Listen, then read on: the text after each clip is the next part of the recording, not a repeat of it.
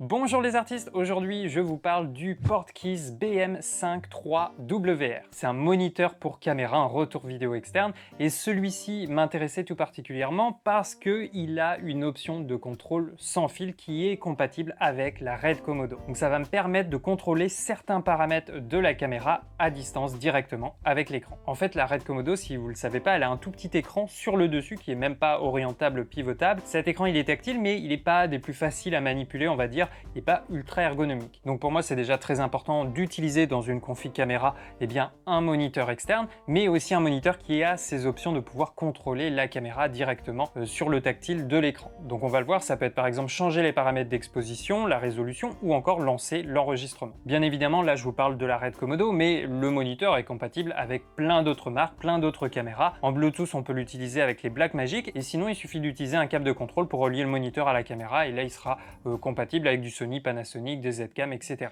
Donc l'écran, il est livré avec une petite boîte de transport de rangement. Il y a plusieurs câbles, par contre il n'y a pas de câble HDMI ou SDI, donc ça il faudra bien penser à en prendre à côté. Ensuite il y a deux antennes ainsi qu'une clé USB. D'ailleurs sur la clé USB on a un PDF et plusieurs luttes de monitoring que nous propose la marque, donc ça c'est assez pratique. Donc le BM5 III c'est un écran de 5,5 pouces, il a une reproduction des couleurs 10 bits, enfin c'est du 8 plus de bits, mais c'est déjà pas mal. Au niveau de l'alimentation, il peut fonctionner avec une batterie NPF, donc ça c'est du classique, ou alors on peut utiliser la prise LEMO. Il y a deux câbles qui sont fournis, soit on le branche sur secteur, soit on peut l'alimenter en détape à partir d'une batterie V-mount. Donc je l'ai installé sur ma Red Komodo, il est relié en SDI directement à la caméra, et pour l'instant j'utilise une batterie NPF directement sur le moniteur. Ensuite il y a un trou 1/4 de pouce à sa base et au sommet, donc on pourrait très bien le faire tenir avec un bras magique par le dessus. Donc le BM5 III, il a un écran vraiment très lumineux, ça c'est une des grosses caractéristiques de ce moniteur, il va monter à 2200 nits.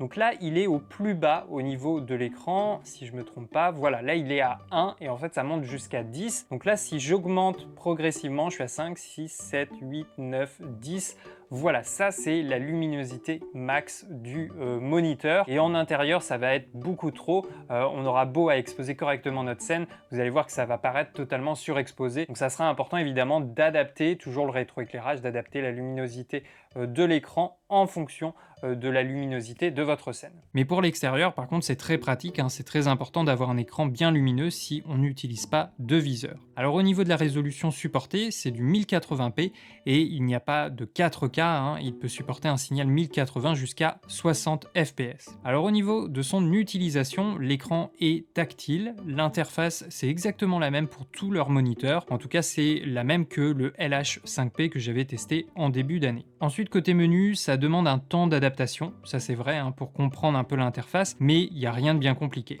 Donc en fait il y a 4 pages, on va appeler ça comme ça, sur ce moniteur. Il suffit de cliquer une fois dessus pour activer l'interface. Donc ça c'est la première page des paramètres. Ensuite si on swipe sur la gauche ou sur la droite, on va accéder à une autre page. Donc ça c'est la page fonction, donc là on a tous nos raccourcis. Et puis si on swipe vers le haut, là on arrive sur la page où on va pouvoir contrôler donc le focus, le zoom, l'iris. Et puis si on swipe vers le bas, c'est là qu'on arrive sur la page de contrôle en fonction de votre boîtier. Moi par exemple avec la Red Komodo, je vais sur Wi-Fi USB et ensuite je vais identifier ma Red Komodo. Donc pour l'instant je vais juste vous montrer donc la page principale des paramètres. Donc là on peut modifier déjà l'écran LCD, les différents réglages, la luminosité, le contraste, la chroma, le sharp, voilà. Ce qui est intéressant c'est le backlight, il se trouve ici, donc ça va de 1 à 10. Voilà, 10 étant le plus lumineux. Hop, là j'ai modifié la température de couleur, on va se remettre sur 6500. Et il faut redescendre à 1. En intérieur, vous allez voir 1, généralement, c'est suffisant. Donc ça, c'est le premier onglet. Ensuite, on a le choix, entre HDMI et SDI en fonction du câble qu'on utilise, en fonction de notre caméra. Si vous n'avez pas de signal, peut-être que vous avez mal choisi, paramétré, du coup, le moniteur. Ensuite, on a un onglet où on va pouvoir appliquer une lutte, par exemple, sur le signal qu'on va envoyer du moniteur à un deuxième moniteur. On peut faire une boucle comme ça. Sur l'onglet suivant, on a la possibilité de retourner, l'écran verticalement, les displays du coup. Hop, là on va le désactiver et pareil pour les displays. Parfois ça peut être intéressant en fonction du positionnement de votre moniteur dans l'espace. Sur l'onglet suivant, là on a différents paramètres, on a le choix de la langue, donc là sur ce moniteur il y a le choix que entre anglais et chinois. On a le choix de l'opacité, moi j'étais sur low. On peut réinitialiser tous les paramètres, voilà, appliquer une lutte directement à l'enregistrement, et c'est là qu'on a aussi le réglage du ventilo, donc très important, on a le choix entre low et élevé, sachant qu'élevé fait un peu de bruit, on va le revoir. Et puis là il y a deux paramètres qui peuvent être intéressants, Screen Color Calibration et Black Level. Donc moi par exemple avec la Red Komodo j'en ai pas besoin parce que à partir de la Red Komodo j'envoie nativement, on va dire, une lutte en monitoring sur mon écran, sur mon retour vidéo. Mais si jamais de votre boîtier vous n'envoyez pas une lutte, et bien parfois le contraste va peut-être manquer au niveau des noirs ou parfois les couleurs vont être un peu bizarres. Donc je vous invite dans ces cas-là à peut-être activer ces fonctionnalités et vous allez voir si vous retrouvez une image correcte ou non. Et puis enfin, on a l'onglet standard pour les luttes. Donc déjà, on peut activer la lutte ou non. On peut donc stocker nos luttes ou on peut les charger. Et sur ce moniteur, on doit pouvoir charger jusqu'à 10 luttes, il me semble, ce qui est déjà pas mal, ça offre pas mal de choix. Et puis là-haut, on a le volume, et puis enfin, on peut mettre à jour le firmware directement. On branche la clé USB sur le moniteur, et voilà, on va pouvoir mettre à jour facilement le firmware de ce moniteur. Ensuite, pour contrôler la caméra, parce que c'est vraiment ça l'intérêt de ce moniteur, pour les caméras Blackmagic, ça se fait via connexion Bluetooth, mais moi ce qui m'intéresse dans mon cas, c'est pour la Red Komodo, et donc là ça se passe par Wi-Fi. Donc déjà dans les menus de la Red, il faut que j'aille sur le Wi-Fi et que je sélectionne ad hoc. Donc là la caméra devient un point Wi-Fi. Il faut juste bien vérifier le nom du réseau Wi-Fi, que ça soit bien Komodo en majuscule ou minuscule, et qu'on soit bien en 2,4 GHz. Ensuite, sur le moniteur, on va sélectionner le Wi-Fi, on l'active, on trouve l'appareil, donc la caméra, et on rentre le mot de passe s'il y en a un. Et voilà, à présent, on va pouvoir contrôler notre caméra. Alors on peut contrôler l'ouverture. Là, je n'ai pas accès aux valeurs de diaph parce que j'utilise un objectif manuel qui ne communique pas avec la caméra. Ensuite, on a le shutter, donc on va pouvoir modifier la valeur directement sur l'écran avec le tactile. Ça fonctionne très bien. Même chose avec les ISO. C'est un peu plus rapide de le faire directement sur le moniteur plutôt que la caméra. On va pouvoir changer la cadence d'image, le framerate, on peut modifier la température de couleur et il y a un réglage pour la correction d'exposition, et puis enfin on peut aussi changer la résolution. Donc on a accès quand même aux paramètres qu'on utilise le plus, et bien évidemment on va pouvoir lancer un enregistrement. Ce que j'aime beaucoup aussi avec les moniteurs de chez Portkeys, en tout cas les moniteurs les plus récents, c'est que tu peux personnaliser une des pages, c'est la page fonction. Elle se trouve voilà juste ici en swipant sur la droite ou sur la gauche, et à partir de là on va pouvoir rajouter des raccourcis, donc que ce soit pour accéder plus rapidement à un paramètre ou à des outils d'exposition par exemple. Et là sur cette page on va pouvoir ajouter jusqu'à 12 raccourcis, donc 6 de chaque côté. Là par exemple pour l'instant j'en ai 11, j'en ai 6 et 5 de chaque côté, donc ça c'est très pratique. Donc par exemple ici j'ai un histogramme RGB, voilà, donc c'est un outil d'aide à l'exposition. J'ai évidemment mon focus picking que je vais pouvoir personnaliser si je fais un appui long dessus. Voilà, avec le tactile. Donc là, j'ai accès à la couleur, à la sensibilité, une échelle de gris, etc. Donc on peut personnaliser à chaque fois chaque paramètre. Donc ça, c'est le focus picking. Après, j'ai le false color. Donc voilà, ça c'est du classique. J'ai une waveform. Donc ça aussi, c'est assez utile. Là, j'ai un histogramme qui m'affiche cette fois-ci les informations au niveau de la luminance. Donc ça encore, c'est très pratique. J'ai un raccourci pour accéder plus rapidement à des luttes. Alors là, par exemple, pour la Red Komodo, j'ai pas besoin d'utiliser de lutte parce que j'envoie déjà la lutte à partir de la Red Komodo sur le moniteur. Donc là, je n'ai pas besoin de rajouter quelque chose. Et puis de l'autre côté, par exemple, j'ai une règle des tiers. Là, je l'ai mise en noir pour qu'elle soit discrète. Je peux rajouter la petite croix de référence au centre. Alors pour l'instant, elle est en noir, mais encore une fois, on peut la modifier. J'ai les guides, là encore. Donc là, je suis sur du 2.35, mais je peux changer le format. Je peux changer la couleur, un petit peu de la bordure. Là, je l'avais mise en noir. Je suis pas obligé de masquer également. Donc voilà, il y a plusieurs choses qu'on peut faire.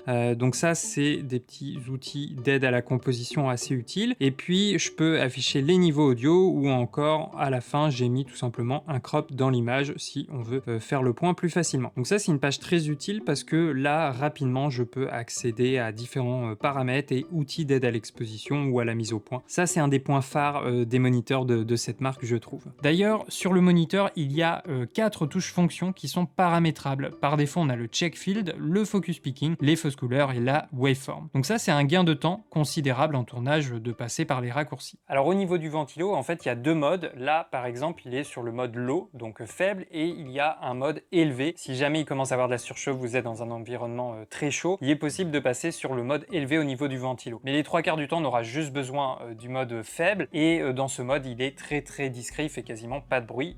D'ailleurs, là, en principe, vous l'entendez pas. Et par contre, si je passe cette fois-ci, alors il faut que je le trouve, c'est en bas, si je passe sur le mode élevé, voilà, là il fait beaucoup plus de bruit. Mais encore une fois, dans 90% des cas, on n'aura pas besoin de ce mode, et en mode low, là on l'entend plus du tout. Alors au niveau du prix, ce moniteur, on le trouve aux alentours de 799 €. C'est plutôt une bonne somme pour un écran qui fait juste du monitoring. Il n'a pas d'option d'enregistrement comme par exemple un Atomos. Mais si on prend l'exemple des utilisateurs de Red Komodo, je pense pas qu'il y en ait beaucoup parmi vous, mais moi je suis dans ce cas. Si je veux un écran qui me permette de contrôler la caméra, la plupart du temps ça va être les Small HD. Et les Small HD peuvent être quand même un peu chers, entre 1000 à 2000 €. Donc là le portkey, le BM5 III WR, c'est vraiment la solution, je trouve, la plus abordable si on cherche un écran qui est compatible, voilà, avec la Red Komodo, pour pouvoir lancer l'enregistrement à distance, pour pouvoir changer les paramètres sans utiliser le tactile directement sur la caméra. Donc il s'intercale entre le prix d'un Atomos 5 d'origine et un Atomos 5 Plus. Donc voilà, personnellement je trouve que dans l'ensemble la marque a bien progressé sur ses moniteurs. Pour moi, les grosses caractéristiques de ce moniteur, eh bien c'est déjà sa luminosité, 2200 nits, c'est vraiment beaucoup. Ensuite c'est un écran polyvalent, on a du SDI et du HDMI. J'aime beaucoup aussi la page fonction où on va pouvoir personnaliser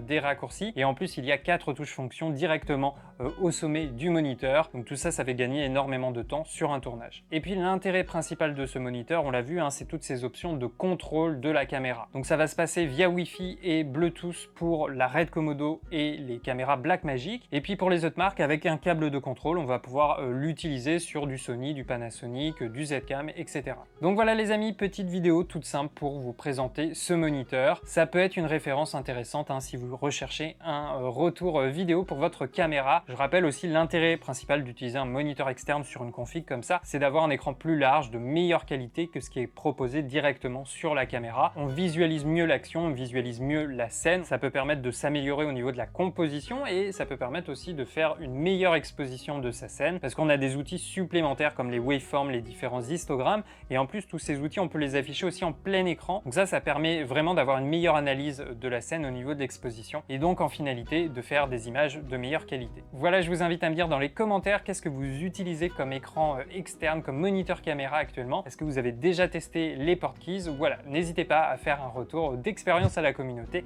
dans les commentaires. Allez, c'était Benjamin avec Derrière la caméra. Ciao les artistes!